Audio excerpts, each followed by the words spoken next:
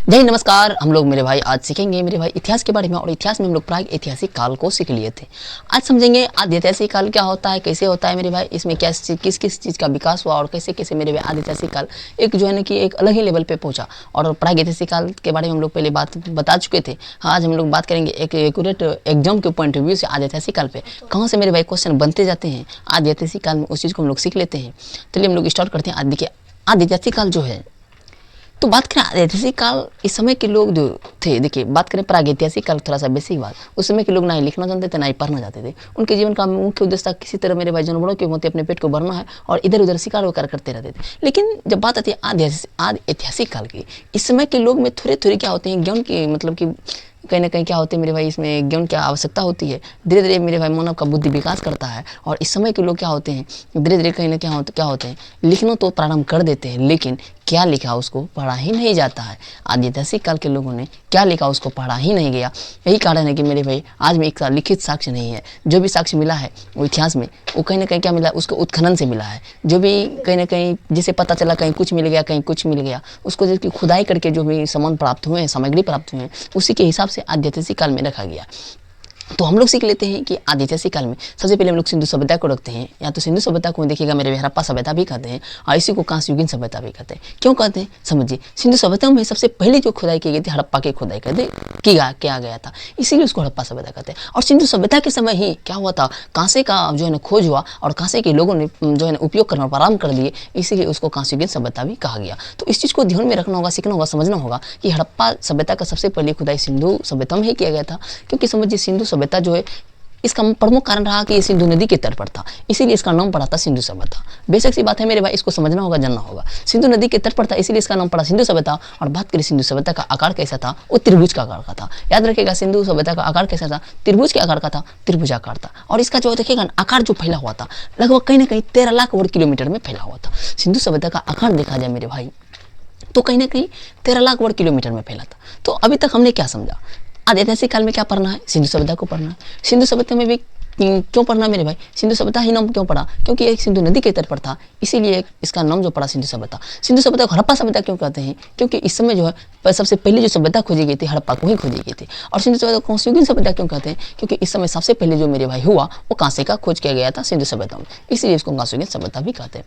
तो हम लोग बात करते हैं, याद करते हैं सिंधु सभ्यता के थोड़ा सा बेसिक बातें में। देखिए सिंधु सभ्यता आकार पूछेगा तो त्रिभुजाकार था, वर्ग किलोमीटर पूछेगा 13 लाख वर्ग किलोमीटर फैला था। इसका देखिए इसलिए पूछेगा ना, सिंधु सभ्यता मतलब कब से कब इसका पीरियड रहा, तो लगभग कहीं ना कहीं देखिएगा 2500 ईसा पूर्व से 1750 ईसा पूर्व तक सिंधु सभ्यता का समय पीरियड चलता रहा।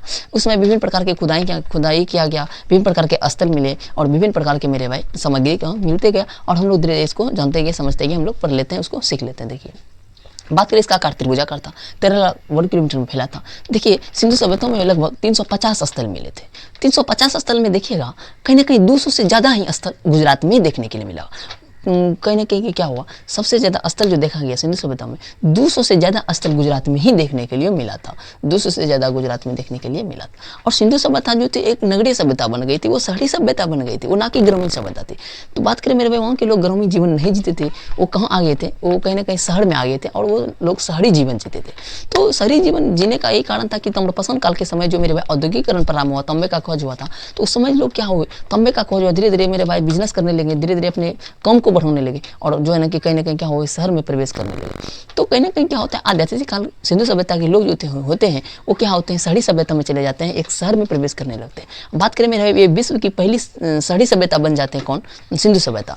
पूछेगा क्वेश्चन में कि विश्व की बताइए कि मेरे भाई सबसे पहली सभ्यता वो शहरी वो कौन सी रही है, वो तो यही रही है सिंधु सभ्यता। तो इस समय कांसे की खोज हुआ था, इसीलिए कांस्ययुगीन सभ्यता कहेंगे। और बात करें मेरे भाई सिंधु सभ्यता की सबसे पहले जो खुदाई किया गया, वो खोदा गया था किसके द्वारा, इसका खोज जो किया गया था वो दयाराम साहनी के द्वारा किया गया था। बात करें मेरे भाई, याद रखिएगा, कैसे याद रखिएगा, साहनी याद रखिएगा। किस तरह से याद रखिएगा, साहनी। तो किसने खोजा था, साहनी। कौन साहनी, दयाराम साहनी के द्वारा खोजा गया था। हम लोग आगे बढ़ते हैं, सीखते समझते हैं, जानने। देखिए सिंधु सभ्यता के विभिन्न प्रकार के स्थलों में देखिएगा, पूर्व में, पश्चिम में, उत्तर में, दक्षिण में सिंधु सभ्यता के आसपास में कई क्षेत्र पाए गए। और उस क्षेत्र को मेरे भाई किस नदी के किनारे था और कौन सी था, और कई बार एग्जाम में पूछे जाते हैं कि बताइए आप सिंधु सभ्यता का जो है पूरा विश्व में कौन सा नदी था और कौन सा समय था।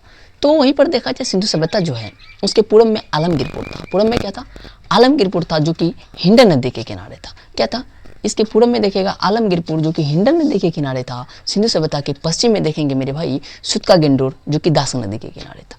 सुतका गेंडोर किस नदी के किनारे था? दास नदी के किनारे था। सिंधु सभ्यता के हमने क्या सीखा? देखिए मेरे भाई ऐसे नहीं होगा, जब तक आप बोलिएगा नहीं ना तब तक आप किसी भी चीज़ को मेरे भाई दिमाग में नहीं दे सकते। बोलिए, समझिए, सीखिए और बोल के याद कीजिएगा ना, 2-4 बार बोलिएगा तो माइंड में रिकॉर्डिंग होते रहते हैं। तो इस चीज़ को समझिए, हमने क्या बोला, सिंधु सभ्यता का जो पूर्वी साइड क्या है? सिंधु सभ्यता के पूर्व साइड में आलमगीरपुर क्या है? आलमगीरपुर है जो कि क्या है? हिंडन नदी के किनारे।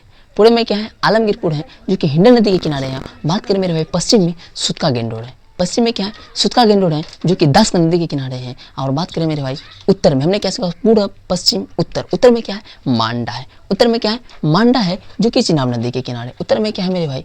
मांडा है जो कि कहाँ है? चिनाब नदी के किनारे। हमने क्या सीखा? पूर्व, पश्चिम, उत्तर। हम लोग दक्षिण भी देख लेते हैं। देखिए दक्षिण क्या है? नीचे है। तो दक्षिण में क्या है मेरे भाई? कहीं ना कहीं दक्षिण में है देमाबाद। दक्षिण में क्या है? देमाबाद जो कि किस नदी के किनारे है? वो प्रवरा नदी के किनारे है। दक्षिण में क्या है? देमाबाद है और वो मेरे भाई प्रवरा नदी के किनारे हैं। एक बार हम लोग फिर से इसको क्या करते हैं? रिकॉलिंग करते हैं ताकि क्या हो सकते मेरे भाई आज इसको कर पाए। हमने क्या सीखा? सिंधु सभ्यता के विभिन्न प्रकार, असल में 4 प्रकार हम लोग देखते हैं। तो किस तरह से देखते हैं? कहीं ना कहीं पूर्व में क्या देखते हैं? आलमगीरपुर जो कि हिंडन नदी के किनारे था। पश्चिम में सुतका गेंडोर देखते हैं, दास नदी के किनारे हैं। उत्तर में मेरे भाई मांडा है। उत्तर में क्या है? मांडा है जो किस नदी के किनारे है? चिनाब नदी के किनारे हैं। और दक्षिण में देखें मेरे दोस्त, तो दक्षिण में क्या है? तो कहीं ना कहीं दक्षिण में जो है देमाबाद है। क्या है? देमाबाद है जो कि मेरे भाई क्या है? प्रवरा नदी के तट पर है। किस नदी के किनारे है? देमाबाद, प्रवरा नदी। कई बार क्वेश्चन पूछे जाएगा मेरे भाई, बताइए देमाबाद किस नदी के किनारे है? बोलिएगा प्रवरा नदी के किनारे। किस तरह से याद रखेगा मेरे भाई? जब तक 2-4 बार बोलिएगा नहीं ना तब तक कुछ नहीं होने वाला है। इसको बोलिए और बोलने से ही क्या होता है मेरे भाई? माइंड में रिकॉलिंग होता है। और बोल बोल के पढ़ने से क्या होते हैं? सब चीज़ें आधे होते हैं, सीखते हैं, समझते हैं, जानते हैं। तो हमने क्या सीखा? सिंधु सभ्यता के बारे में थोड़ा बेसिक बातें जान लिया। एक बार रिकॉलिंग कर दे, बोलिए बिल्कुल रिकॉलिंग कर दिया। सिंधु सभ्यता का आकार पूछेगा, त्रिभुजाकार रहा। कितने मतलब कहाँ तक फैला था? 13 लाख वर्ग किलोमीटर में फैला था। इसका इस भी देखिएगा 2500 ईसा पूर्व 1700 ईसा पूर्व तक इसका जो है ना कि विकास धीरे धीरे होते गया और इसका समय पीरियड रहा। ये किस नदी के पूछेगा? सिंधु नदी के तट पर था। या किसी सभ्यता? नगर सभ्यता, विश्व की पहली सभ्यता, नगरीय सभ्यता पूछेगा तो बोलिएगा सिंधु सभ्यता रहा। इसमें काशी का खोज, इसीलिए काशी सभ्यता भी कहते हैं। इसका खोज जो किया, खुदाई जो किया, किसने किया? दयाराम साहनी के द्वारा किया। अब हम लोग समझेंगे हड़प्पा सभ्यता, क्योंकि सिंधु सभ्यता में सबसे पहले जो सभ्यता खोजेगी तो हड़प्पा थी। और हड़प्पा का 1921 ईस्वी में मेरे भाई, हड़प्पा सभ्यता जब खोजेगी तो 1921 ईस्वी में। और ये हड़प्पा किस नदी के किनारे मिला? रावी नदी के किनारे मिला। हड़प्पा जो मिला वो किस नदी के किनारे मिला? रावी नदी के किनारे मिला। बात करें मेरे हड़प्पा सभ्यता का जो खुदाई किया था वो दयाराम साहनी के ही द्वारा किया गया था। किसके द्वारा किया गया था? दयाराम साहनी के द्वारा ही किया गया। बात करें हड़प्पा है कहाँ? मेरे भाई समझिए, हड़प्पा जो है वर्तमान में देखा जाए ये पाकिस्तान में है। कहाँ पे? पाकिस्तान के माउंट मेमरी जिला में अभी वर्तमान में अवस्थित है। पाकिस्तान में कहाँ? माउंट मेमरी जिला में ये हड़प्पा देखने के लिए मिलता है। बात करें हड़प्पा की खुदाई कब किया गया था? 1921 में। कई बार क्वेश्चन पूछे जाते हैं यहाँ पर। हड़प्पा 1921 ईस्वी में। और बात करें मेरे भाई इसका खुदाई दयाराम साहनी के द्वारा किया गया। और नदी पूछेगा तो रावी नदी बताइएगा। रावी पूछेगा। इस समय जो है मेरे भाई क्या हुआ? हड़प्पा लोगों ने क्या किया था? चांदी का प्रयोग करना प्रारंभ कर दिया। इससे आभास होता है मेरे भाई कि चांदी का सर्वप्रथम प्रयोग जो किसने किया था? हड़प्पा वासियों ने ही किया था। चांदी का सर्वप्रथम प्रयोग किसके द्वारा किया गया था? हड़प्पा वासियों के लोगों के द्वारा किया गया था। तो कहीं ना कहीं क्या होता है समझिए, तांबे का खोज किया था ताम्रपाषाण काल में। और ये ताम्रपाषाण काल जो है प्राग ऐतिहासिक काल का समय था। और बात करें कांसे का जो खोज हुआ वो आदि ऐतिहासिक काल के सिंधु सभ्यताओं में खोज हुआ था। क्या? कांसा। और चांदी देखिए हड़प्पा में खोजा था। चांदी कब खोजा गया था?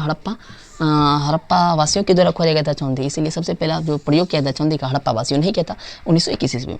अब बात करें दूसरा मोहनजोदड़ो। देखिए दूसरा सभ्यता क्या था? मोहनजोदड़ो। मेरे भाई समझिए मोहनजोदड़ो क्या होता है, सबसे पहले इस चीज़ को समझते हैं। इसकी खुदाई 1922 ईस्वी में खोजा गया था। इसको 1922 ईस्वी में। और मोहनजोदड़ो का अर्थ ही होता है मृतकों का टीला। मृतकों का टीला अर्थात मतलब मरे हुए व्यक्ति। ऐसा नहीं है कि मेरे भाई 2-4 गो मरे हुए व्यक्ति को दफना दिया गया था, नहीं।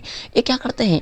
बहुत सारे बाह्य आक्रमण को दर्शाते हैं। मतलब कहीं भी बहुत सारे आदमी रहे होंगे और बहुत सारे स्थल पर एकाएक क्या होता उसको दबा दिया गया था, मतलब किसी भी कारण बस।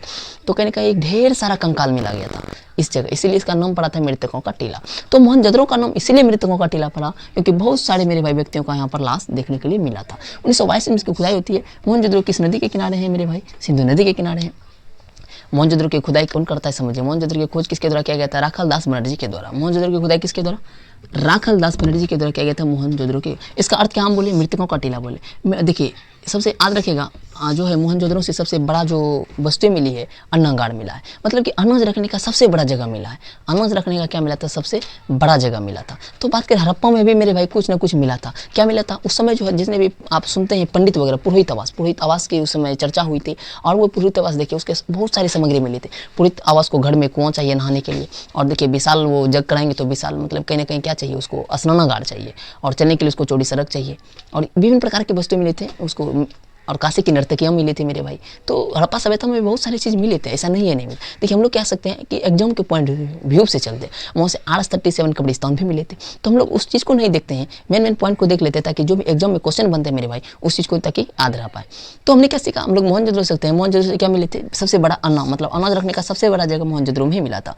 मोहनजोदड़ो की उदय रखदास बनर्जी के द्वारा किया गया था। हम लोग आगे बढ़ते देखिए कालीबंगा, कई बार क्वेश्चन में कालीबंगा को पूछा गया, इसीलिए हम लोग कालीबंगा को भी इसमें रखें। समझिए, कालीबंगा का अर्थ ही होता है काले रंग की चूड़ी। कालीबंगा का अर्थ ही क्या होता है मेरे भाई, काले रंग की चूड़ियाँ। तो इसको कई बार क्वेश्चन में पूछे, एग्जाम में पूछे जाते हैं, इसका अर्थ क्या होता है, काले रंग की चूड़ियाँ होता है, इस चीज़ को ध्यान में रखिएगा। बात करें कालीबंगा है कहाँ, कालीबंगा जो है मेरे भाई वो घग्गर नदी के किनारे है। कालीबंगा कहाँ पर है, घग्गर नदी के किनारे है क्या, कालीबंगा। कालीबंगा का घग्गर नदी, और इसके जो खुदाई करते हैं वो बीके थापड़ और बीबी लाल के द्वारा किया गया है। कालीबंगा का जो खुदाई करता है बीके थापड़ और बीबी लाल के द्वारा कालीबंगा को खोजा गया है। और बात करें मेरे भाई कालीबंगा है कहाँ पर, कई बार ये भी पूछे जाते हैं। कालीबंगा जो है वो राजस्थान में है। कालीबंगा कहाँ पर है, राजस्थान में। कालीबंगा मेरे भाई कहाँ पर है, राजस्थान में। कालीबंगा किस नदी के किनारे है पूछा जाएगा तो बोलिएगा घग्गर नदी के किनारे क्या है, कालीबंगा। और इसका अर्थ क्या होता है, काले रंग की चूड़ियाँ होती है। और किसके द्वारा खुदाई किया गया था, बीके थापड़ और बीबी लाल के द्वारा कालीबंगा को खोजा गया था। और नेक्स्ट मेरे भाई समझिए चौथा नंबर क्या कहता है, धौलाबेरा। देखिए कई बार एग्जाम में ये भी पूछे जाते हैं कि धौलाबेरा है पर कहाँ। देखिए धौलाबेरा जो है वो गुजरात में है। धौलाबेरा कहाँ पर है, गुजरात में। धौलाबेरा कहाँ पर है, गुजरात में। और ये धौलाबेरा है, और सिंधु सभ्यता का सबसे बड़ा स्थल रहा है धौलाबेरा। सिंधु सभ्यता का सबसे बड़ा स्थल क्या रहा है, धौलाबेरा रहा है। तो ये याद रखेगा। उसके बाद है लोथल। देखिए लोथल भी कहाँ पर है मेरे भाई, गुजरात में। और ये लोथल कहाँ पर है, भोगवा नदी के किनारे है। लोथल कहाँ है, भोगवा नदी के किनारे क्या है, लोथल है मेरे भाई। याद रखिएगा क्वेश्चन, लोथल कहाँ है, गुजरात में। गुजरात में कहाँ है, भोगवा नदी के किनारे। और समझिए लोथल से जो है कहीं ना कहीं फारस की मोड़ मिले हैं, कहीं ना कहीं क्या बताते हैं, विदेशी व्यापार को दर्शाते हैं। कौन, लोथल। लोथल क्या दर्शाते हैं, हमने क्या बोला, इतिहास की कोई लिखित साक्ष्य नहीं है, क्योंकि इस समय के लोग ने लिखा लेकिन पढ़ा नहीं गया, इसीलिए यहाँ पर से कोई लिखित साक्ष्य, जो भी खुदाई करके खोजा गया है, मिला गया, उसी के आधार पर इतिहास में मेरे भाई बताया गया। तो हमने क्या सीखा आज, आदि ऐतिहासिक के बारे में मेरे भाई। इसको याद कीजिएगा, समझिएगा। इसमें हम लोग सिंधु सभ्यता को पढ़ते हैं। सिंधु सभ्यता को हड़प्पा सभ्यता भी कहते हैं, इसलिए क्योंकि सबसे पहला खुदाई हड़प्पा सभ्यता में किया गया था, इसलिए इसको हड़प्पा सभ्यता भी कहते हैं। तो आई होप आप लोगों को आदि ऐतिहासिक काल समझ में आया होगा। हम लोग मिलेंगे नेक्स्ट टॉपिक के साथ, तब तक के लिए आज इतना ही रहने देते हैं, और मिलेंगे मेरे भाई हम लोग एंशिएंट वैदिक काल को लेकर के, ऋग वैदिक काल, उत्तर वैदिक काल, उसमें किस तरह से क्या हुआ क्या नहीं हुआ, उस चीज़ को सीखेंगे, समझेंगे, जानेंगे। तो वीडियो कैसे लगा आप लोग कमेंट में बताइएगा। तब तक के लिए जय हिंद।